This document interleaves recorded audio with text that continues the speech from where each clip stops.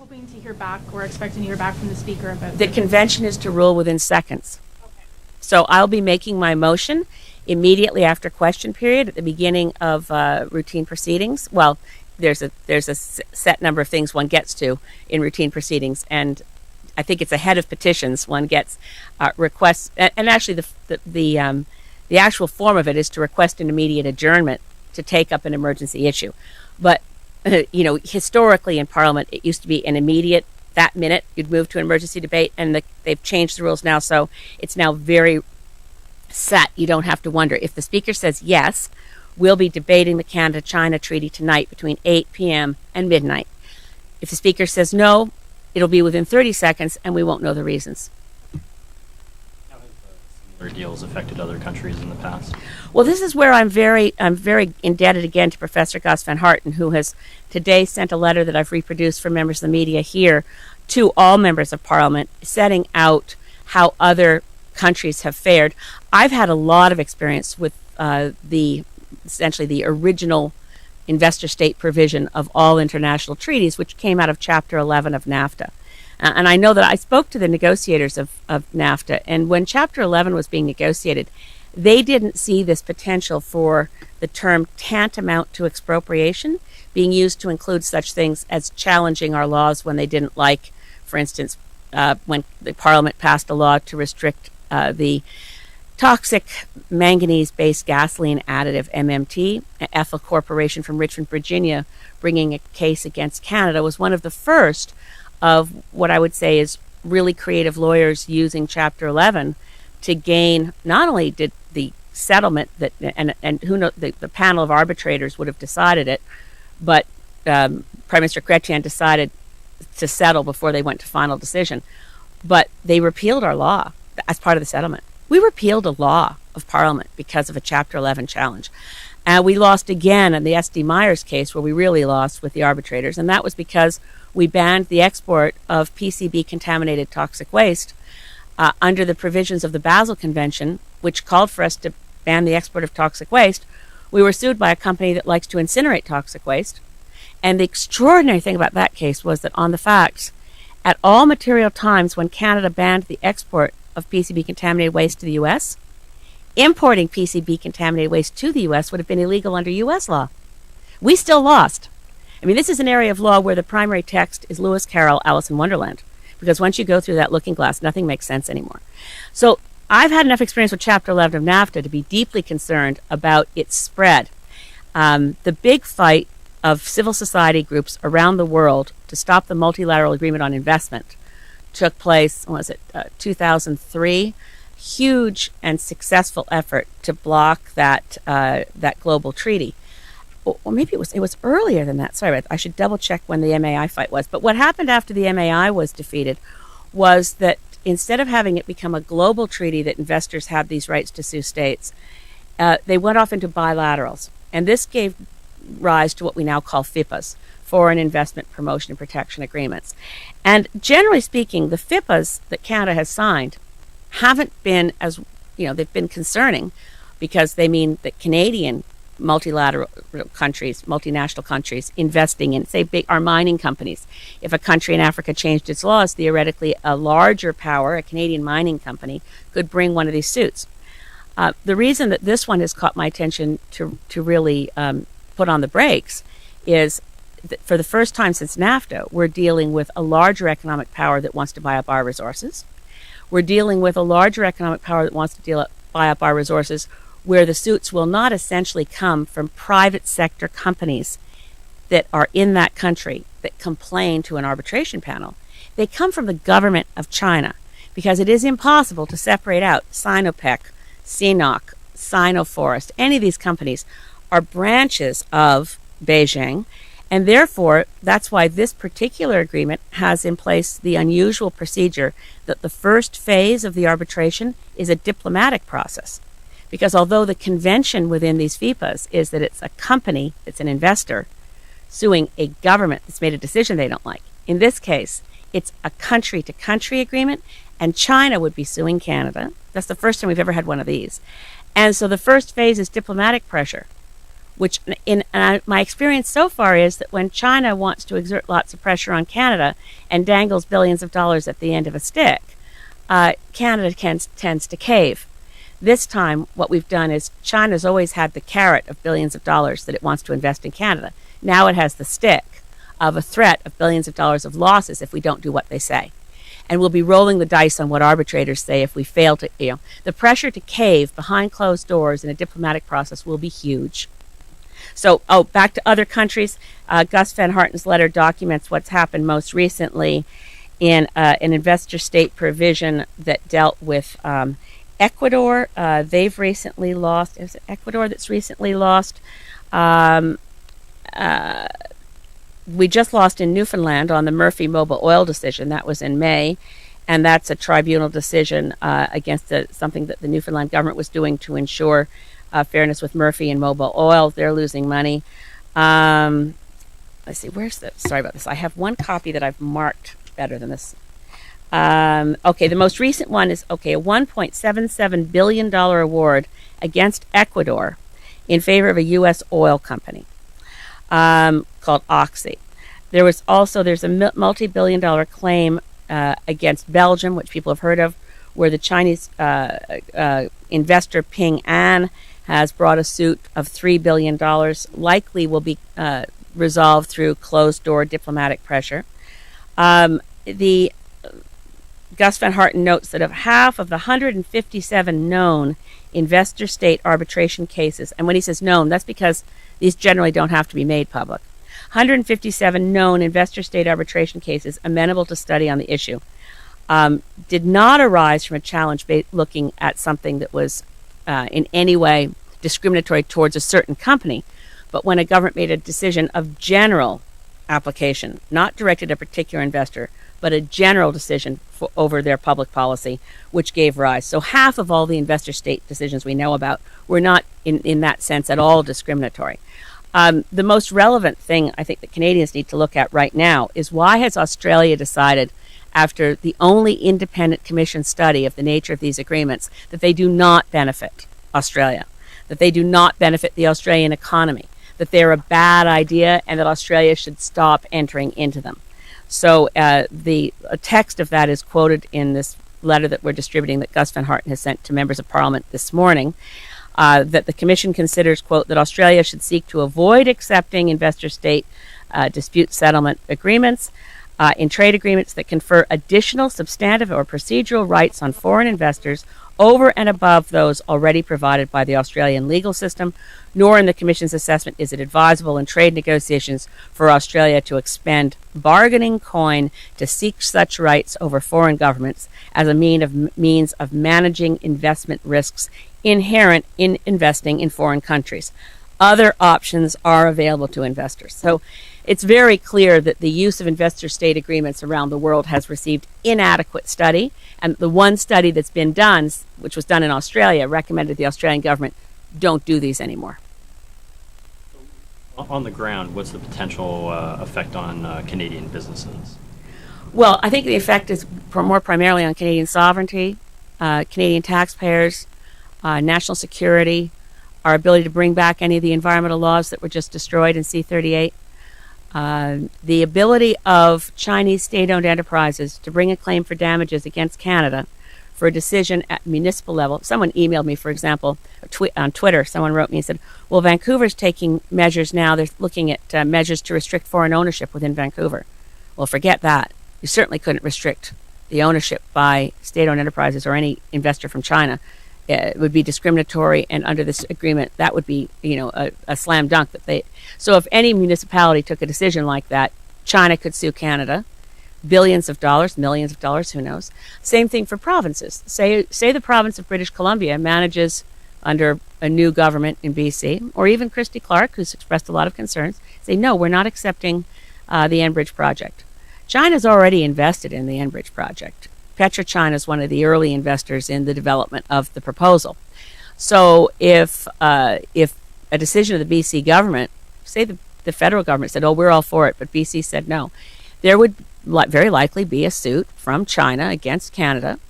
And if Canada had to pay out damages, one of the impacts of that is that and I raised this in question period on Friday, Stephen Harper said in 2010 that he wanted to develop a mechanism by which, if the federal government paid out damages to a foreign investor based on a decision of a provincial or obviously municipal government, Canada's going to develop the mechanism to get that money back from the province. Now, this is something that provinces don't seem to be paying any attention to at all. Now, that particular decision was around Chapter 11 ruling, although Peter Van Loans told me there was a WTO ruling as well at the same time that they were considering, but it was at least Chapter 11, a decision to settle before going to arbitration, to give Abitibi Bowwaters $120 million because of Danny Williams' efforts to ensure that when the province pulled out of BC, pulled out of Newfoundland Labrador, they didn't take with them water rights and forest rights. Actually, I think Danny Williams was right on that because nobody bothered to look at the history on that. Abitibi Bowwaters was relying on the continuation of a 99-year lease that started in the early 1900s, for which no foreign investor had paid a dime for these additional freebies, and they were now going to take them out and sell them for big bucks. In any case, Stephen Harper settled for $120 million with Bowater Abitibi and said, we're not going to go after Newfoundland Labrador for this money now. But if this happens again, we're going to find a mechanism to claw back whatever money we pay out in international trade disputes under investor state provisions. We're going to claw it back from the province. So what's the impact for Canadians? I think the worst impact is the stuff we'll never see. The chilling effect of governments knowing, gee, if we pass this law, should we check with Beijing first to see if they're going to sue us? Because, like, if we want to bring back protections for fish habitat, or we want to bring back the Navigable Waters Protection Act, or we want to have a reasonable environmental assessment process, or even if we want to change the rules around the Investment Canada Act to ensure that we do a better national security review of companies before they invest in Canada. It's true that a company that isn't already invested, that's already, just going through the process of coming into Canada, can't sue. But there are a lot of existing Chinese investors in Canada already that could sue if the Investment Canada Act provisions were changed, including CNOC. They're already invested in Canada. They just don't own Nexon yet. So there's no sphere of public policy that isn't subject to a threat of arbitration, diplomatic pressure threatening arbitration, or an actual arbitration. All that the China state-owned enterprise, or indeed the government of China, of the People's Republic of China, needs to assert is that it's been detrimental to our profits, and we believe it was arbitrary, or we believe it was in any way designed to be trade discriminatory. But it could be one or the other, and certainly Chapter 11 of NAFTA never required it to be trade discriminatory. So the key phrase is arbitrary. Well, by definition, governments tend to make arbitrary decisions. You elect a liberal government, you get one kind of decision. Electorate changes and goes to a conservative government, decision changes. Could a foreign investor say, we didn't see that coming, why did you go change your government? That's not something China's going to understand. So you end up having the very real risk that governments in the future, at every level of government, municipal, provincial, and federal, are going to be having over their shoulder thinking, if we change that law, is China going to sue? And I think that's the worst part of this. And we can't get out of it for 31 years. If the speaker, agrees with you today and has this emergency debate, what are you hoping will actually come out of that? How will it change the ratification process? Will it delay it? What are you hoping would come from an emergency debate? It won't delay the ratification process in and of itself, unlike an opposition day motion, and I can't wait till the Greens have at least 12 MPs so that we can use opposition day motions. An opposition day motion has the additional power that not only is there a full day's debate, there's a vote. Emergency debates have no vote attached. But I hope it will draw out a proper debate. I hope it will force members of the opposition parties who've not yet been engaged in the preparation of speeches for emergency debate to learn more about the treaty.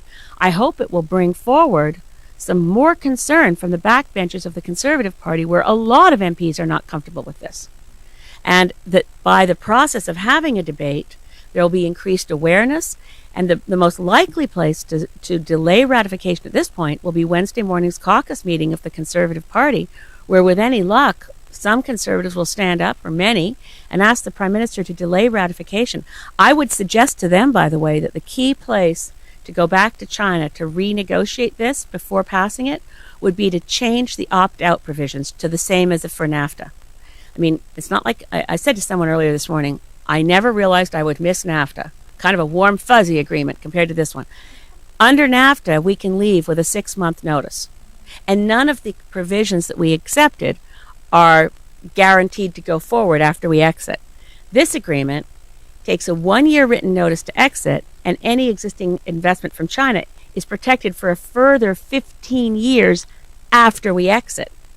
That's why it's for a minimum of 31 years that we're talking about. 15 years first phase, 1-year written notice to get out, further 15-year protection for existing investors from China. So if we were to at least go, I mean, if the Prime Minister and the trade negotiators were to go back to China and say, sorry, one downside of dealing with us is we're a democracy, and the Canadians didn't like this agreement, and we can get parliamentary approval, we can get Canadians to be okay with giving it a try, but why not have the same exit provisions as NAFTA? 6-month opt-out clause, so at least a future government can get out of this. Right now, it's effectively an agreement that will lock us in for so long as to be, if it takes 31 years to get out of an agreement, given the state of the world today, I think that means that our options are foreclosed for approximately 30 years too long. Does it mean that it works both ways, or is this agreement lopsided? Oh, it's lopsided because the investment, number one, it's lopsided because China is a different economy than Canada. So the Chinese state-owned enterprises can come here and buy up our energy companies. This isn't a trade agreement, so I'm not. And the distinction is, if it were a trade agreement, we'd be saying, well, you have to open your energy sector so Canadian investors can buy your energy companies. Right? That doesn't change. So by definition, it's lopsided because of the nature of the Chinese system. Key areas of their economy are closed to foreign investors. So this is to the extent that a Canadian investor can get into the Chinese marketplace, they are still faced with hurdles that China can put in front of them, like you have to show us that you have X percent of Chinese labor, you have to do this, you have to do that. In the text, it looks like Canada has the same obligations, but it turns out that when we negotiated NAFTA, we gave up our rights to do that forever for any government, because we said to the U.S. we wouldn't do it to them, so we're not allowed to do it to any other investor either. So there's a de facto lopsidedness which isn't reflected de jure in the text. So we've got a situation where, Canadian investors in China, yes, this is better, and I don't make any bones about that. For a Canadian investor in China, they're better off to have this agreement. If you're just looking at the very narrow business interests of Canadian investors in China, because their entire system is corrupt. Their courts are a joke. There's no real respect for rule of law. Corruption is endemic. I mean, the New York Times story on the corruption in high-level officials and the billions of dollars their families have speaks to what The Economist magazine has described as the fact that their business culture is, well, I mean, it's in my mind, it's the worst amalgam of the worst of capitalism combined with a lack of democracy. What a great system. So anyway, you've got the other reality that makes it lopsided is that when a Canadian investor goes to China, we're talking about a private sector company on its own trying to operate in China. Definitely better off with this treaty.